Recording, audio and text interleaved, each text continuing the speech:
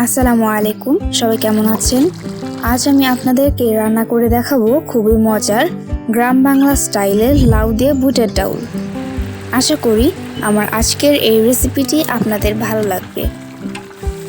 লাউ দিয়ে বুটের ডাউল রান্না করার জন্য এখানে আমি ছোট সাইজের লাউ নিয়েছি। লাউটার খোসা ছাড়িয়ে খুব ভালো করে ধুয়ে টুকরো টুকরো করে কেটে নিব।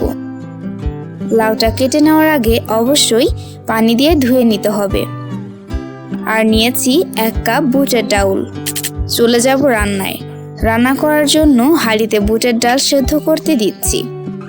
ঢাকনা দিয়ে ঢেকে দিচ্ছি 10 থেকে 15 মিনিটের জন্য।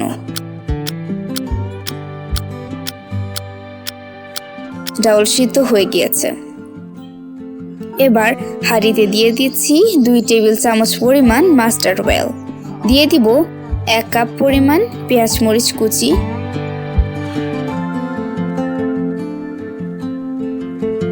দিয়ে দিচ্ছি 1টি তেজপাতা, সামান্য পরিমাণ জিরা। এবার পেঁয়াজ ব্রাউন হওয়া পর্যন্ত ভেজে নিব।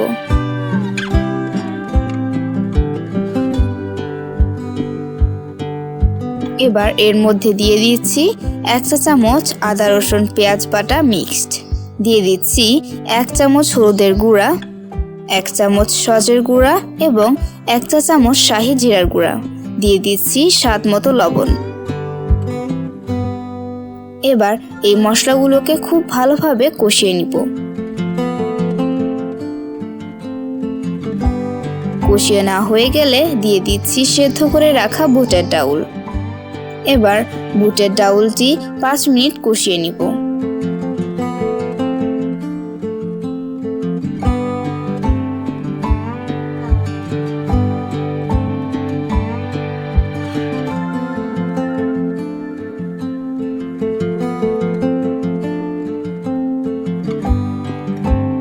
এবার অ্যাড করছি কেটে রাখা লাউ। লাউটা ডাউলের সাথে ভালো করে নেড়ে ঢাকনা দিয়ে ঢেকে দিব 5 থেকে 6 মিনিটের জন্য।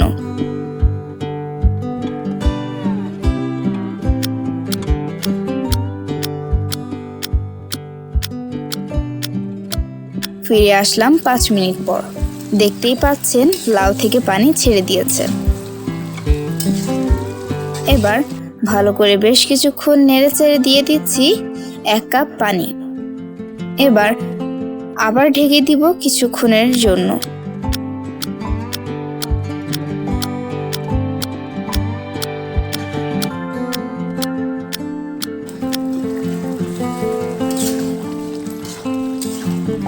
এই পর্যায়ে লবণ চেক করে নিচ্ছি। মাশাআল্লাহ, সবকিছু একদম পারফেক্ট হয়েছে। প্রিয় রাঁধুনি বোন ফ্যামিলি, আজকের রান্নাটা কিন্তু শেষ। আশা করি আমার আজকের এই রেসিপিটি আপনাদের কাছে অনেক ভালো লেগেছে।